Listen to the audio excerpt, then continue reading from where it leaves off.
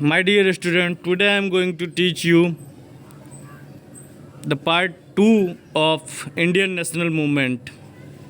I have covered 1919 to 1930 in the first part of my video, and this is the second part. I am going to continue from the Dandi March. मैं आपको बता दूं कि इससे पहले मैंने इस सीरीज़ में 2 वीडियो और बनाए थे इंडियन नेशनल मूवमेंट के सीरीज़ में, जिसमें से एक रिवॉल्यूशनरी भारतीय क्रांतिकारियों के बारे में बनाया था और एक पार्ट 1 था जिसमें मैंने 1930 तक कवर किया था। और मैं आज फिर दांडी मार्च से आगे बढ़ूँगा। ये वीडियो आपके लिए बहुत ही बेनिफिशियल होगा, क्योंकि इसमें मैंने सिंपल शब्दों में और बहुत ही सिस्टमेटिक ढंग से हर चीज़ को एक्सप्लेन किया है। और मैं तो यहाँ तक बोलता हूँ कि आपको इस वीडियो को देखने के बाद आपको याद करने की ज़रूरत नहीं पड़ेगी। आपको मैं कहानी बना के एक कहानी की तरह पूरी कहानी को 1919 से लेकर जितने भी इवेंट हुए 1947 तक उसको एक कहानी के रूप में सुनाता हूँ। बस आपको करना क्या है, ध्यान से इस वीडियो को देखना है। मैं बात करता हूँ दांडी मार्च का, या फिर इसके साथ ही मैंने लिखा है सविनय अवज्ञा आंदोलन। ऐसा इसीलिए क्योंकि सविनय अवज्ञा आंदोलन, जिसे सिविल डिसोबीडिएंट मूवमेंट बोलते हैं, उसी का एक पार्ट है दांडी मार्च। गांधी जी ने सविनय अवज्ञा आंदोलन का शुरुआत किया, या फिर नमक सत्याग्रह का शुरुआत किया। उसका शुरुआत नमक सत्याग्रह से किया था। नमक सत्याग्रह क्या था? नमक, सॉल्ट जो था उस समय एक एसेंशियल कमोडिटी में आता था, एक आवश्यकता की वस्तु में आता था।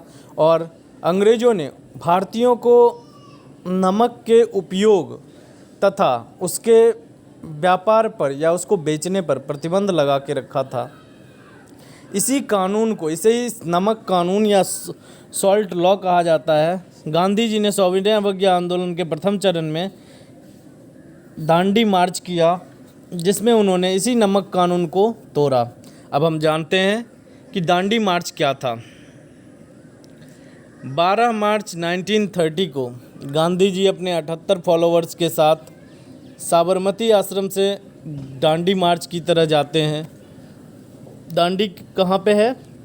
गुजरात के समुद्र के किनारे एक गांव है, जहाँ तक जाते हैं वहाँ पे वो नमक बनाते हैं और फिर जो इंडियंस पे जो लॉ लगा हुआ था, सॉल्ट लॉ, उसको तोड़ देते हैं। यही तो मेन उद्देश्य था उनका नमक सत्याग्रह के पीछे, कि जो कानून इंडियन पे लगाए गए हैं उसे हमें क्या करना है? तोड़ना है। तो ये मैंने बताया आपको दांडी मार्च के बारे में। फिर उसके बाद दांडी मार्च के जस्ट बाद से सिविल डिसोबीडिएंट मूवमेंट पूरे देश में चालू हो जाता है, और ये बहुत ही ज़ोर शोर से पूरे देश में फॉलो किया जाता है। दांडी मार्च के बाद सविनय अवज्ञा आंदोलन के तहत मेन काम क्या क्या हो रहा था? विदेशी सामानों का बहिष्कार। जो भी मैन्युफैक्चर, जो भी बाहर से सामान अंग्रेज इंडियंस के लिए जो सेल करते थे, उस सब का बहिष्कार होने लगा। और फिर शराब की दुकानों की बंदी के साथ दांडी मार्च स्टार्ट हो जाता है। ये पूरे प्रोविंस में, हर एक देश के हर एक क्षेत्र में फैला। उसी समय आपने नाम सुना होगा खान अब्दुल गफ्फार खान, जिन्हें सीमांत गांधी के भी नाम से जाना जाता है, फ्रंटियर गांधी के भी नाम से जाना जाता है। उन्होंने एक सोसाइटी बनाई जिसे खुदाई खिदमतगार, या इंग्लिश में बोले तो सर्वेंट ऑफ गॉड, हिंदी में बोले तो भगवान का सेवक, इस तरह से एक सोसाइटी बनाई।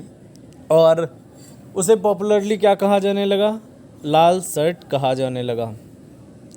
सविनय अवज्ञा आंदोलन के परिणाम स्वरूप जितने भी कांग्रेसी नेता थे, वो सारे के सारे कांग्रेसी नेता गिरफ्तार कर लिए गए।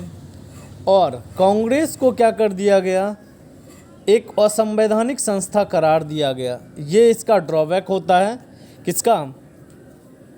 सविनय अवज्ञा आंदोलन के बाद सारे के सारे कांग्रेसी नेताओं को गिरफ्तार कर लिया गया और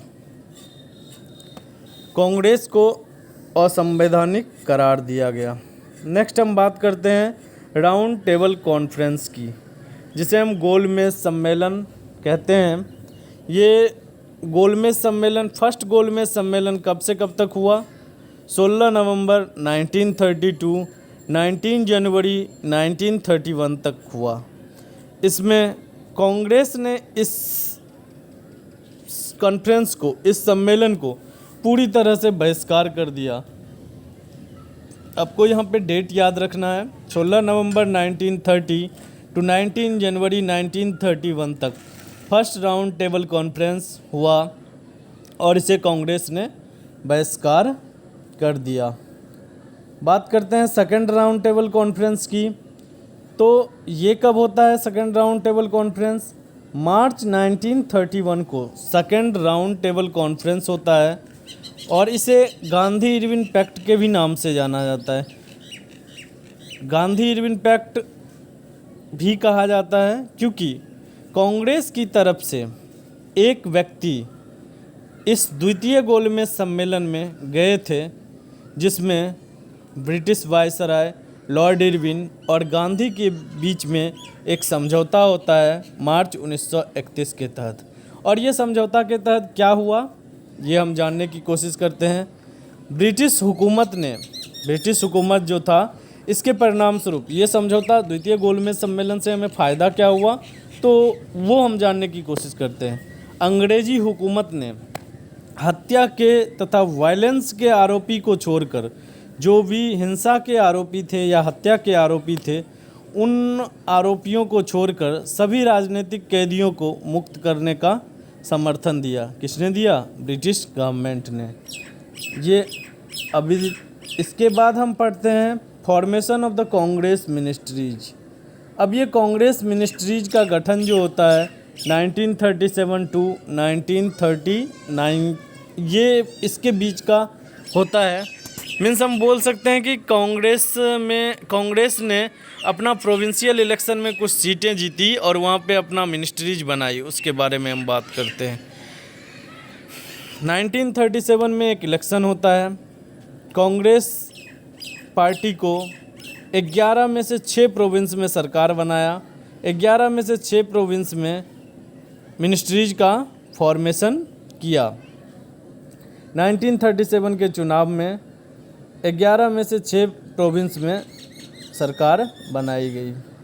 अब उसी समय वर्ल्ड वार 2 सितंबर 1939 में चालू हो, 37 में चुनाव हुआ जिसमें कांग्रेस को सीटें मिली और 11 में से 6 प्रोविंस में उन्होंने कांग्रेस मिनिस्ट्रीज की स्थापना की। ध्यान से सुनिएगा, यहाँ पे कुछ ट्विस्ट है, मैं आपको समझाता हूँ। वहीं से सितंबर 1939 में क्या होता है, द्वितीय विश्व युद्ध का प्रारंभ हो जाता है। अंग्रेजी हुकूमत जर्मनी के विरुद्ध युद्ध में, अब यहाँ पे क्या होता है कि वहाँ पे जापान जो था वो रंगून तक अटैक कर देता है। और आप जानते थे कि द्वितीय विश्व युद्ध में जापान विपक्षी दल में था इंग्लैंड के, तो फिर इंडिया के करीब तक जापान पहुँच जाता है, रंगून तक आक्रमण करने के, रंगून को कैप्चर कर लेता है जापान उस समय। तो एक थ्रेट हो जाता है किसके लिए? अंग्रेज के लिए। फिर वो भारतीयों की सहायता चाहते हैं। भारतीयों की सहायता चाहने के लिए उन्होंने, यहाँ पे ये हुआ द्वितीय विश्व युद्ध के बाद अंग्रेजी हुकूमत जर्मनी के विरुद्ध युद्ध में भारतीयों की मदद चाहती थी। यहाँ पे वो मदद का गुहार लगाता है। फिर कांग्रेस ने डिसाइड किया कि हम इसमें पार्टिसिपेट करेंगे, हम ज़रूर मदद पहुंचाएंगे। किसको? अंग्रेजी हुकूमत को हम ज़रूर मदद पहुंचाएंगे, बट मेरा एक शर्त है। वो शर्त क्या है कि या तो हमें फ्री कर दो या फिर हमें कम से कम कुछ ना कुछ इफ़ेक्टिव पावर मुझे दो। इंडियन लेजिस्लेचर को इफ़ेक्टिव पावर दो, जो कि 6 प्रोविंस में उनकी सरकारें थी। तो उन्होंने बात किया कि मुझे कुछ पावर दो या फिर मुझे फ्री कर दो। इन दोनों बातों पे अगर आप राज़ी होते हो तो मैं वर्ल्ड वार 2 में आपका हेल्प करूँगा। बट कोई भी पॉजिटिव रिस्पॉन्स नहीं मिलता है गवर्नमेंट की तरफ से, कोई भी सकारात्मक उत्तर गवर्नमेंट की तरफ से नहीं मिलता है। और लास्टली कांग्रेस जो 1937 के इलेक्शन में 11 में से 6 प्रोविंस में मिनिस्ट्रीज का फॉर्मेशन करता है, वहीं पे अक्टूबर 1939 में एंड ऑफ द अक्टूबर 1939 1939 ईस्वी के अंत में, अक्टूबर 1939 ईस्वी के अंत में कांग्रेस रिजाइन कर देती है सरकार से, या मिनिस्ट्रीज का जो फॉर्मेशन होता है वो रद्द हो जाता है। इसीलिए मैंने इस पूरे टॉपिक का हेडिंग दिया था कांग्रेस मिनिस्ट्रीज 1937 टू 1939। फिर क्या होता है, पाकिस्तान का प्रस्ताव आता है, पाकिस्तान रिजोल्यूशन, पाकिस्तान का प्रस्ताव जो कि 1940 में आता है। होता क्या है, जैसा कि आप जानते हैं मुस्लिम लीग 1906 के लगभग बन चुका था, और मुस्लिम लीग के लाहौर सेशन में 1940 ईस्वी में 1940 ईस्वी में लाहौर अधिवेशन में अलग पाकिस्तान की मांग की। उसने डिक्लेयर किया कि अलग एक सेपरेट प्रोविंस के रूप में पाकिस्तान उसे चाहिए। हाँ, मैं आपको यहाँ पे एक इंटरेस्टिंग चीज़ बताता हूँ। आप स्क्रीन पे देख रहे होंगे इंग्लिश में, the word Pakistan is made from, Pakistan में PAKISTAN ये पूरा है। तो इसका कुछ मतलब था। मुस्लिम लीग जब इंडिया से सेपरेट होने की बात किया, तो वो जो पाकिस्तान नाम दिया था वो कुछ इस तरह से दिया था, P for Punjab, A for Afghan, Afghan को ही हम लोग नॉर्थ वेस्ट फ्रंटियर प्रोविंस भी कहते हैं, KI for Kashmir and S for Sindh, और लास्ट जो बलूचिस्तान का 3 वर्ड है TAN, इसी को जोड़ा गया। तो आप देखिए पाकिस्तान में कितने वर्ड हैं, PAKISTAN 5 होता है, P for Punjab, A for Afghan, KI for Kashmir और S फॉर सिंध, तथा बलूचिस्तान का 3 लास्ट वर्ड TAN, इसे मिला के पाकिस्तान शब्द का निर्माण होता है। मतलब मुस्लिम लीग ने अपने लाहौर अधिवेशन में ये निश्चय किया कि उसे पाकिस्तान चाहिए। तो फिर किन किन प्रांतों को मिला के पाकिस्तान चाहिए, तो उन्होंने 5 प्रांत की मांग की। ये 5 प्रांत पंजाब, अफ़गान, कश्मीर, सिंध और लास्ट जो थे वो बलूचिस्तान था। तो ये सारी चीज़ों की मांग मुस्लिम लीग के द्वारा किया गया। गांधी जी, अबुल कलाम आज़ाद और अन्य कांग्रेसी लीडर जो भी थे, उन्होंने इस डिमांड को एक्सेप्ट नहीं किया। लेकिन चूँकि अंग्रेज़ चाहता था कि भारतीयों में फूट पैदा हो, इसीलिए ब्रिटिशर्स ने इसे पूरा इनकरेजमेंट दिया, पूरा समर्थन दिया। किसे? मुस्लिम लीग को। मतलब गांधी जी, अबुल कलाम आज़ाद तथा अन्य कांग्रेसी नेताओं ने इसका समर्थन नहीं किया, इसे अस्वीकार किया इस प्रस्ताव को। लेकिन अंग्रेज़ों ने इसका क्या किया? भरपूर समर्थन दिया। आगे बात करते हैं क्रिप्स मिशन की। तो क्रिप्स मिशन क्या था? 1942। ये कब आता है? 1942 को। और 7 दिसंबर 1941 को सेकेंड वर्ल्ड वार, जैसा कि मैंने आपको बताया, इंडिया के वेरी बॉर्डर, बहुत पास तक आ चुका था, नियरी बॉर्डर तक आ चुका था। और ब्रिटिश गवर्नमेंट ने डिसाइड किया कि वह एक सर स्टैफोर्ड क्रिप्स, जो कि मेंबर ऑफ ब्रिटिश कैबिनेट थे, उन्हें भेजा जाएगा। ब्रिटिश कैबिनेट के एक सदस्य स्टैफोर्ड क्रिप्स को इंडिया भेजने का प्रस्ताव ब्रिटिश गवर्नमेंट ने लिया। कब ये प्रस्ताव लिया गया? 7 दिसंबर 1941 को। वो भी क्यों लिया गया? तो इंडियंस का हेल्प हासिल करने के लिए, मदद हासिल करने के लिए। फिर से वही बात, कांग्रेस ने फिर से डिमांड किया कि अगर मैं आपका हेल्प करूंगा तो मुझे पूरी तरह से आज़ादी चाहिए। यहाँ पे क्या होता है, ब्रिटिशर्स बोलता है कि ठीक है, आपको एक डोमिनियन स्टेट का दर्जा दिया जाता है। जैसा उस समय तक वो लोग कनाडा और भी प्रांतों को डोमिनियन स्टेट का दर्जा दे चुके थे, तो उस तरह से उन्होंने कहा कि अगर आप मेरी हेल्प करेंगे तो वार ख़त्म होने के बाद मैं आपको डोमिनियन स्टेट का दर्जा दूंगा। इसीलिए इसे कई नेताओं ने, गांधी जी ने भी इसे पोस्ट डेटेड चेक कहा था, पोस्ट डेटेड चेक कहा था, क्योंकि जब हमने मांग की कि मुझे अभी आज़ादी चाहिए, आपको मैं हेल्प करूंगा सेकेंड वर्ल्ड वार में, बट वहाँ पे क्या एश्योरेंस मिलता है कि वर्ल्ड वार के बाद डोमिनियन स्टेट का दर्जा दिया जाएगा। ये क्रिप्स मिशन 1942 की बात थी। अब हम आगे बढ़ते हैं।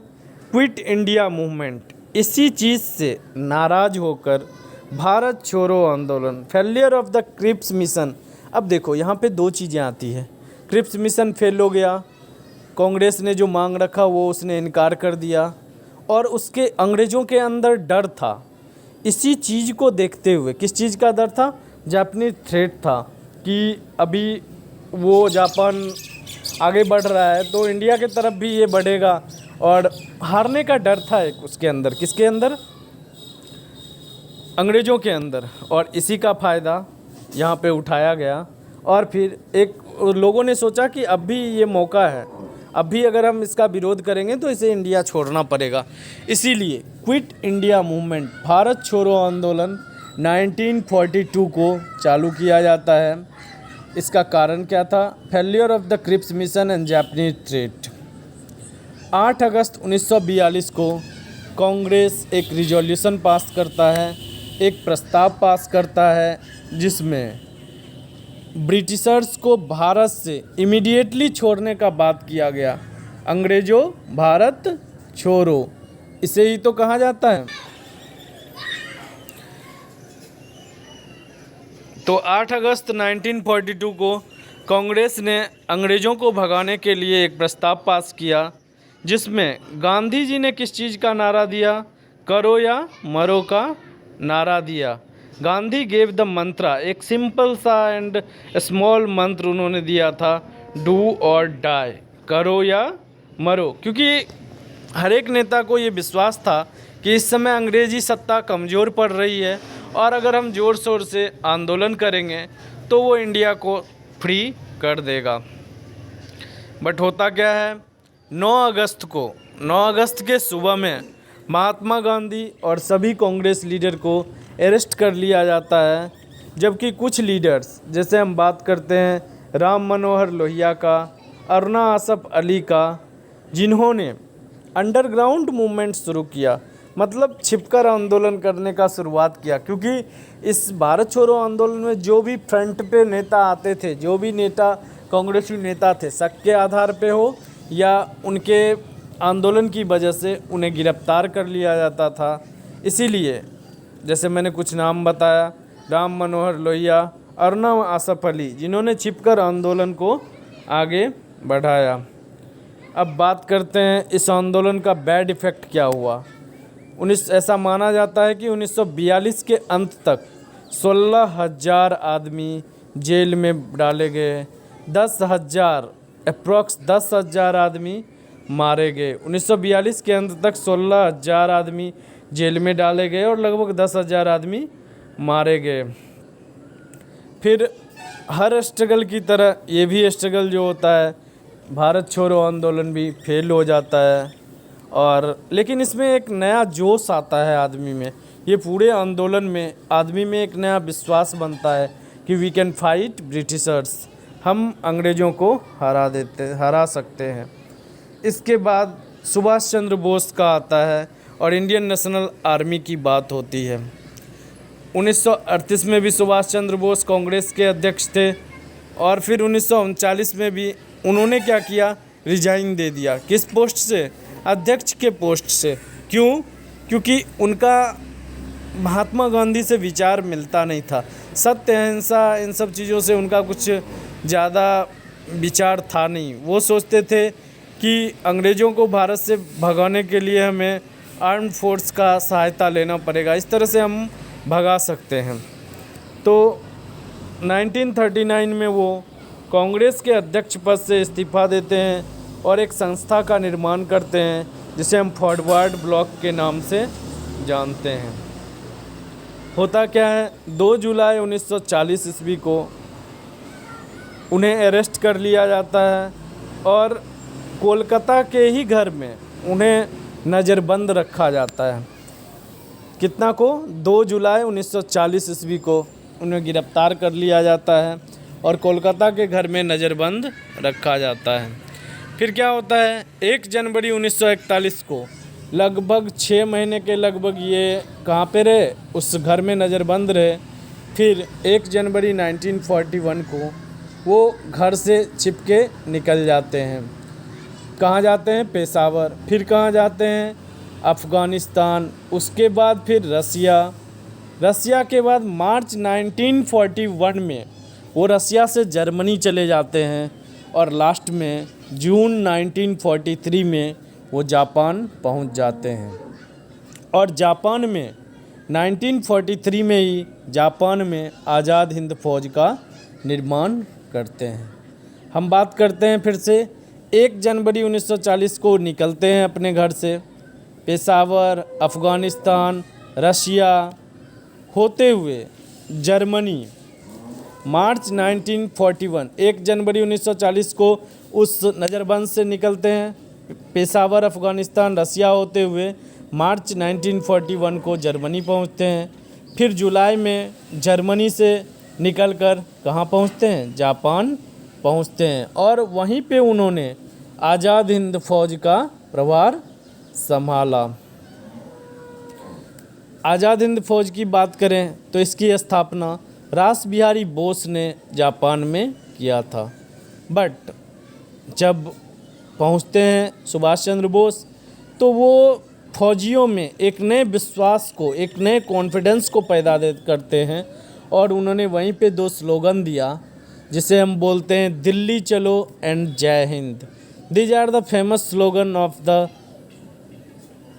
ऑफ सुभाष चंद्र बोस, दिल्ली चलो एंड जय हिंद।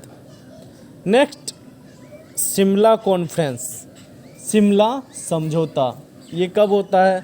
1945 में शिमला समझौता होता है। गांधी जी जिनको भारत छोड़ो आंदोलन के दौरान गिरफ्तार कर लिया गया था, उन्हें 1944 में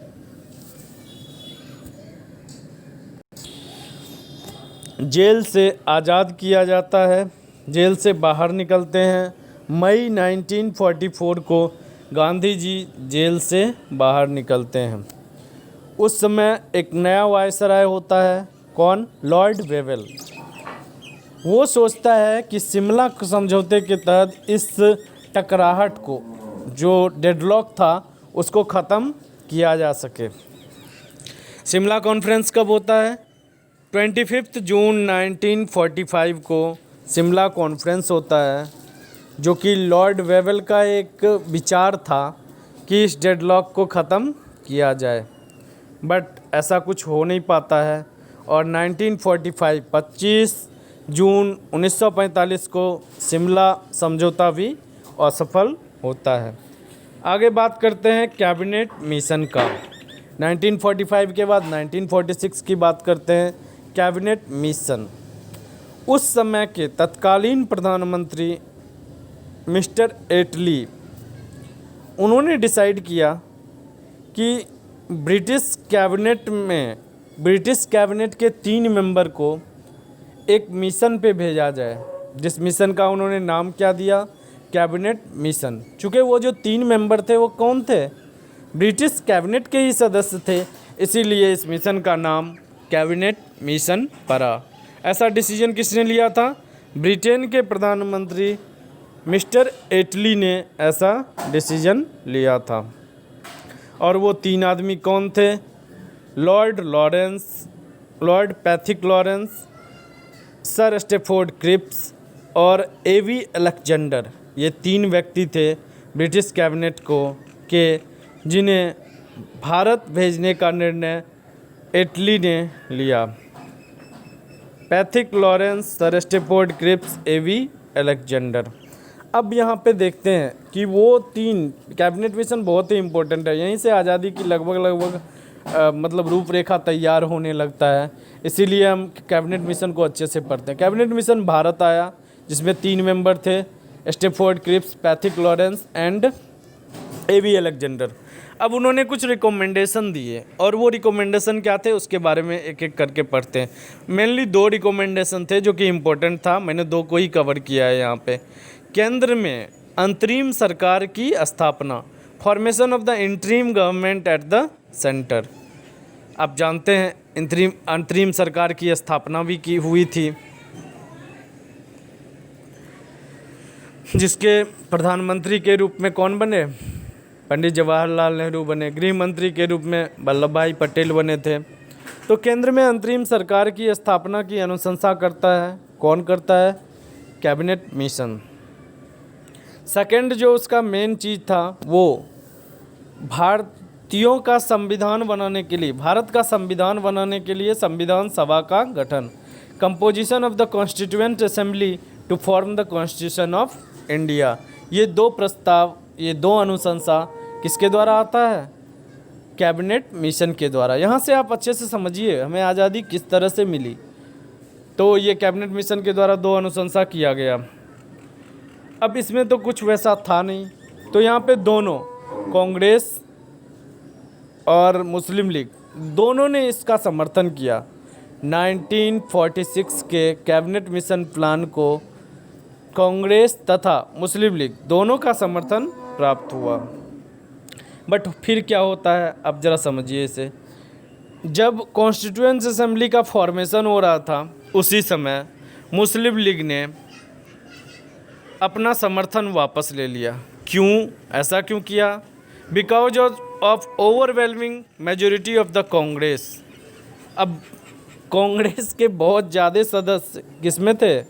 मुस्लिम लीग, ये कॉन्स्टिट्यूएंट असेंबली में कांग्रेस के बहुत ही ज़्यादा सदस्य थे, बहुत ज़्यादा सदस्य थे। इसीलिए मुस्लिम लीग ने अपना प्रस्ताव क्या कर लिया? वापस ले लिया कि मैं कैबिनेट मिशन के प्रस्ताव को समर्थन नहीं देता हूँ। पहले उसने दिया था, बट बाद में जब ही उसका संविधान बनाने के प्रस्ताव पर उसने इसको क्या कर लिया? वापस ले लिया। यहीं से मुस्लिम लीग अपने लिए अलग राष्ट्र की बात सोचना चालू करता है और एक डायरेक्ट एक्शन प्लान, प्रत्यक्ष कार्यवाही दिवस, ये डेट जो है पाकिस्तान के निर्माण का एक महत्वपूर्ण दिन था। यहीं से उसका बीज बोया जाता है। बात करते हैं डायरेक्ट एक्शन प्लान की। Direct action plan by the Muslim league, प्रत्यक्ष कार्यवाही दिवस मुस्लिम लीग के द्वारा। 14 अगस्त 1946 ईस्वी को वायसराय ने जवाहरलाल नेहरू को इंटरिम गवर्नमेंट फॉर्म करने के लिए बुलाया। 14 अगस्त 1946 को viceroy invited Jawaharlal Nehru to form interim government. और मुस्लिम लीग तो नाराज़ था क्योंकि कॉन्स्टिट्यूएंट असेंबली में सबसे ज़्यादा सदस्य किसके थे? कांग्रेस के। इसलिए वो नाराज़ था, उसने समर्थन भी वापस ले लिया कि मैं कैबिनेट मिशन को समर्थन नहीं देता हूँ। अब क्या होता है, मुस्लिम लीग ने 16 अगस्त को प्रत्यक्ष कार्यवाही दिवस मनाया और उसी समय उसने पाकिस्तान के निर्माण के लिए सरकार पर दबाव डाला। यहीं से बात उठती है कि अब वो इंडिया के कांग्रेस से विपक्ष में जाता है और पाकिस्तान के निर्माण के लिए सरकार पर दबाव डालता है। आगे हम बात करते हैं माउंटबेटन योजना की। तो माउंटबेटन प्लान क्या है? तत्कालीन प्रधानमंत्री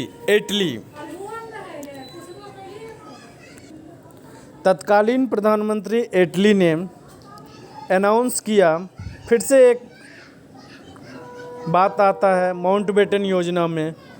तो एटली ने अनाउंस किया कि British would quit India by 30 जून 1948।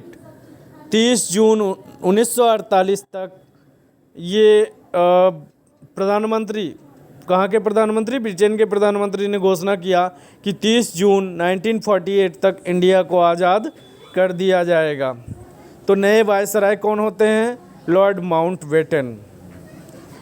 उन्हें ये कॉन्विंस किया गया, किस चीज़ के लिए कॉन्विंस किया गया कि पार्टीशन ऑफ इंडिया, ये कौन किया होगा? मुस्लिम लीग ही नहीं किया होगा कि इंडिया का पार्टीशन अब क्या हो गया है, ज़रूरी हो गया है।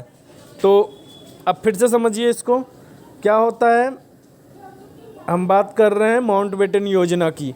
माउंटबेटन प्लान जो था उसमें तत्कालीन प्रधानमंत्री एटली ये घोषणा करते हैं 30 जून 1948 तक इंडिया को आज़ाद कर दिया जाएगा। माउंटबेटन नए वायसराय के रूप में आते हैं और माउंटबेटन को मुस्लिम लीग तथा उसे ये समझाने में मुस्लिम लीग सफल हो जाता है कि इंडिया का पार्टीशन ही एक रास्ता है। यही होता है। माउंटबेटन उस समय के वायसराय ने डिसाइड किया, agreed to transfer of the power to India on the basis of the partition of the country. Bharat के विभाजन की शर्त पर भारत को आज़ाद करने का निर्णय लिया जाता है। कहा जाता है कि किसी भी कांग्रेस लीडर ने, किसी भी कांग्रेस नेता ने इस पर सहमति नहीं जताई थी, लेकिन भारी मन से सबने इसे स्वीकार कर लिया।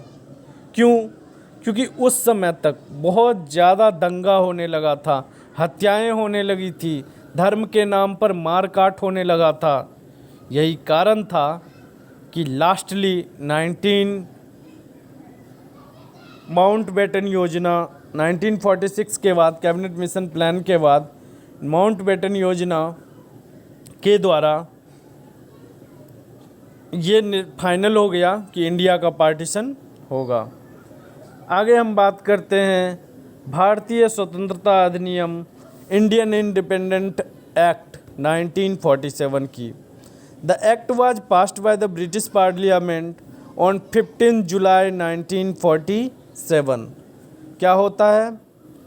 ब्रिटेन के संसद में एक एक्ट पास किया जाता है। कब पास किया जाता है?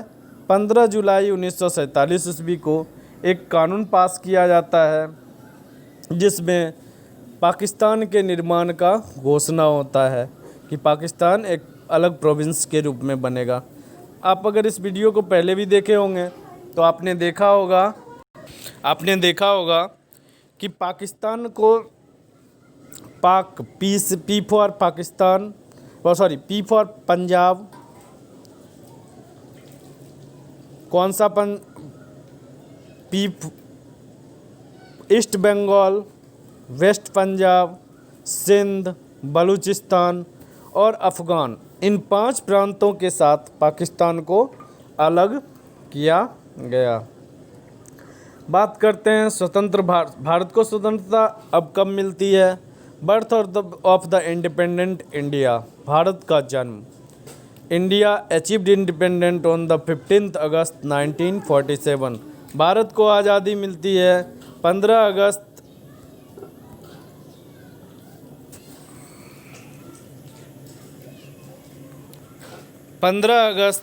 1947 ईस्वी को भारत को आज़ादी मिलती है।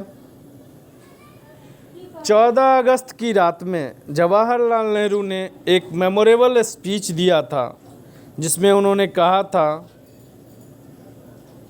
एक यादगार भाषण दिया था। कहाँ दिया था? Constituent assembly. उस समय तक संसद तो निर्माण नहीं हुआ था, लेकिन संविधान सभा थी। संविधान सभा में ही 14 अगस्त की मध्य रात्रि को उन्होंने एक भाषण दिया था जिसके कुछ लाइन मैं आपको बोलता हूँ, ये बहुत ही फेमस है। At the stroke of midnight when the world sleeps, India will awake to life and freedom. फिर से मैं बोलता हूँ, at the stroke of the midnight hour when the world sleeps, India will awake to life and freedom. कुछ अर्थ इस तरह से है, मध्य रात्रि में जब सारा दुनिया सो रहा है, इंडिया अपनी आज़ादी और स्वतंत्रता को प्राप्त कर रहा है या उसके लिए अग्रसर है, ये उन्होंने कहा था। तो बात करते हैं first prime minister of the free India, Jawaharlal Nehru, स्वतंत्र भारत के प्रथम प्रधानमंत्री जवाहरलाल नेहरू। और कॉन्स्टिट्यूएंट असेंबली बनाई जाती है और कॉन्स्टिट्यूएंट असेंबली का निर्माण होता है। फिर लास्टली संविधान कब बन के तैयार होता है? 26 जनवरी 1950 को संविधान बन के तैयार होता है और यहीं से 26 जनवरी 1950 को भारतीय गणराज्य की स्थापना होती है। आज मैं यहीं पे समाप्त करता हूँ। जैसा कि मैंने ये सीरीज़ चलाया था इंडियन नेशनल मूवमेंट 1919 टू 1947, मैंने 3 पार्ट में इसे कवर किया है। 3 वीडियोज़ मैंने इस पे बनाए हैं। मैं तीनों का लिंक इसके डिस्क्रिप्शन में डाल दूँगा। आपसे मेरा अनुरोध है कि आप इसे पूरा देखें। आपको ये याद करने की ज़रूरत भी नहीं पड़ेगी। Indian national movement, Indian national struggle आपको सिर्फ सुनने से ही याद हो जाएगा। मैंने पहले वीडियो में 1919 टू 1929 तक कवर किया है। सेकंड वीडियो में मैंने जो कि रिवॉल्यूशनरी थे उनके बारे में, मैंने क्रांतिकारियों के बारे में पढ़ाया है। और थर्ड ये सेकंड वीडियो, मैंने इसका टाइटल सेकंड वीडियो ही रखा है। सेकंड वीडियो में मैं 1930 टू 1947 की बात करता हूँ, वो भी इजी और सिंपल शब्दों में। आपको अगर ये वीडियो अच्छा लगे तो आप इस वीडियो को लाइक करें, इस वीडियो को ज़्यादा से ज़्यादा शेयर करें तथा चैनल को सब्सक्राइब करें और नोटिफिकेशन बेल को दबा दें, जिससे आपको आगे भी हमारे वीडियोज़ आते रहेंगे, इसका नोटिफिकेशन आते रहेगा। तो मिलते हैं अगले सीरीज में, जो कि मैं दिल्ली सल्तनत इस पे बनाने जा रहा हूँ और उसमें भी मैं इसी तरह पूरे के पूरे दिल्ली सल्तनत को अच्छे से कवर करूँगा।